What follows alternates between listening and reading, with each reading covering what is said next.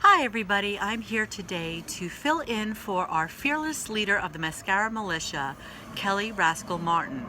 She's been so wonderful for me and for so many of us, so let's give her a little holla or a thumbs up in the comments just to show us how much we really appreciate all the hard work that she does. She is taking a much and well-deserved vacation with her family, and she wasn't able to post. So she asked me to share with you a little something that has helped me along my journey with Unique. So just to introduce myself, my name is Donna Marie Genera. I am a Blue status leader with Unique, and I've been with Unique for just shy of 2 years. I've gone through my journey. I've hit every wall: frustration, elation, every emotion that you can possibly think of that you have all gone through. I have been there too. I've felt the highs of being an entrepreneur, and I have felt the lows in being an entrepreneur, both with Unique and in my life in general. So today I'm here to talk to you about something that I'd like to share that has helped me not only with my journey with Unique, but also my journey in life. So I'd like to talk about forgetting about goal setting. And you're probably like, what? She wants me to do what? Yeah, set the goals, but don't focus on it too much. Instead, focus on this. I have a couple of notes here, so just bear with me because I'm a little bit nervous. We all want things in our life. We want to do well in our jobs. We want to get into better shape, work out in the gym. We want to eat healthy. We want to raise the most wonderful family that we can possibly raise, all while trying to create a better life for ourselves and perhaps creating a multi-million-dollar business also, and so on and so on and so on. We all want this or some combination of this. We all want to be good at what we do. So what do we do when we try to get there? Well, what we do basically is we set goals and we try to have an action plan to reach those goals. And that's what we all do, including me, until very, very recently. So when I joined Unique, I quickly became yellow status, then pink status. And I think within just a year, I became blue status. And I'm still at blue status and have been a blue status for just a little bit shy of a year. I haven't been able to hit green, not yet. I will, but I was frustrated. And I guess I thought that a lot of the actions and activities that I were doing wasn't allowing me to hit the next step, which is my green status. So what I need to achieve green status is so much different skill set than when I needed to achieve yellow, pink, and blue. So instead of focusing on the goal of, hey, I need to achieve green status, I'm focusing on something else. The systems of my business, regardless of what status I am at and regardless of what status you are at. So I'd like to share with you, yes, the crux of our business is book, sell, sponsor. Those three things are so extremely important for us to persevere and do well in our business. And that's true. Still do that. Please. I encourage you all. I don't do as much as I should in some areas, and I'm better in others, but I'm a human being, and oh well, I do the best that I can. But I've had much greater success lately by focusing on the systems and not the goals. So you might be asking me, Donna, and you might text me later, what do you mean? What's the difference between the system and the goal?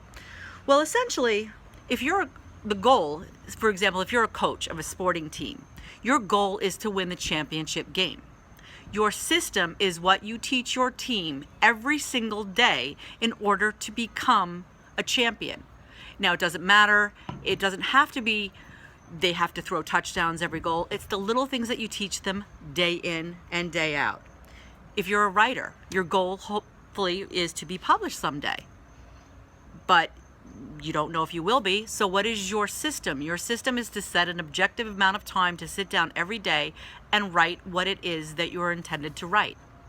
And if you're an entrepreneur, your goal is to create a successful business and possibly, hopefully someday, a multi-million-dollar business.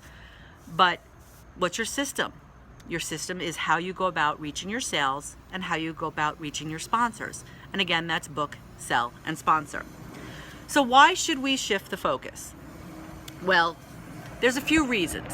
While goals are very, very important, and I totally agree with the goal setting, apologize for the plane going overhead, but we do our businesses when we're entrepreneurs anywhere that we can. Goals reduce our current state of happiness. In a way, we're kind of saying to ourselves, I'm not going to be happy until I achieve that green status. And I'm taking away from what's going on in the now, where I should be right now. So you're teaching yourself, in a sense, training yourself to become happy only when you attain that goal. And this doesn't just go with Unique, this goes with life. I'm also a part-time yoga instructor, so I do subscribe to this. And I've decided to apply some of the skill sets of my yoga practice to my Unique, and it has helped me tremendously. So what is the solution of not reducing our current happiness? We submit or commit to the process of doing something and not the solution or the goal of how to do it. So keep it simple. Reduce your stress. Focus on your daily activities, whether it's reaching out to 5 people, making 5 new friends on Facebook, sticking to your schedule every day. I know that I get burnout a lot if I overwhelm myself, so I'll do really well for like 2-3 weeks, and then for a month I'm shot. So if I do tiny, small, consistent steps every day, it will help me grow my business in the long run than doing one giant grand gesture to grow my business. So the bonus is we also enjoy the moment and still improve. The second thing about not attaining a goal or not just achieving a goal is goals are strangely at odds with long-term success or long-term progress. For example, if you were a marathon runner, your goal is to run the marathon, 26.2 miles. Please correct me if I'm wrong, but I do believe it was. Yes, I ran a half marathon, which is 13.1, so 26.2 is that. So you set a training schedule of how much runs to help build your endurance, to help build your stamina, help to build your speed, your timing, your cadence. But what happens when you actually run that marathon and you succeed? You've achieved your goal, and what do you do next? So I call that philosophy hitting the wall. We've become so goal-oriented that when we achieve that goal, we hit the wall. We don't know what to do. So we kind of back off the process. When I hit blue, I was like, okay, cool, I hit blue. I don't need to do much of anything else. And then what happened? I really didn't do much of anything else for quite a while. And that's not good, because there's always somewhere to go next. I didn't focus on the process, I focused on the goal. So I definitely feel that it got me into a cycle of the yo-yo effect. Some months when I was a little bit closer, I'd be like, oh, I got to put all into it, and then I'd kind of burn out and I never achieved it. Again, I attained the goal. I was focusing on the goal, I was not focusing on the process. And I was disappointed in myself when I didn't reach that goal. That's why we need to focus more on our process. So the solution for that is to just become more, or release the need for immediate results. I mean, we're a nation of instant gratification people. And anything good that was meant to be, you have to kind of work for. If you get something quickly, you tend not to appreciate it. When you've worked so hard and put your blood, sweat, and tears into it, you appreciate it more. So appreciate a job well done as opposed to getting the results that you needed, or that shiny silver incentive. Incentives are wonderful. I believe in them 100%. But I believe that also self-incentive is more important and is going to get you further than somebody else dangling a carrot in front of you.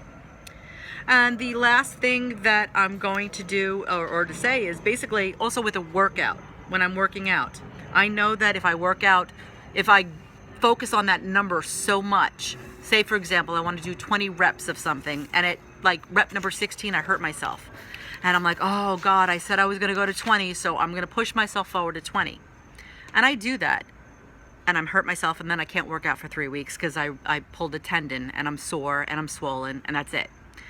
So what's better, stopping at 16 and saying, okay, take a little bit of a break and go back tomorrow? Because basically in the long term, the more you work out, you're becoming stronger, and you're going to be able to build your endurance and your stamina and your strength. So sometimes listening to what the situation is right now is much better. And the last thing about goals that are not as good as systems is goals suggest that we have control over things. Now, we can't predict the future. It's pretty shocking, right? I mean, can't we all predict the future? I thought I could for the longest time. But actually, setting a goal is sort of like predicting success in a vacuum. You're forgetting about the variables: who gets sick, Hurricane Irma, Hurricane Maria, Hurricane Jose, the unfortunate incidents, and the earthquake in Mexico. There's just so many things that can affect our businesses, whether we know it or not. So setting your goal oriented makes us feel that we have control over things that we don't. So focusing on the system instead of the goal allows us to focus on the things that we do have control over. So what I like to do, my solution there, is to build a feedback loop. And that feedback loop I look at once a week. For example, whatever metric I'm trying to work on, and metrics just basically means results.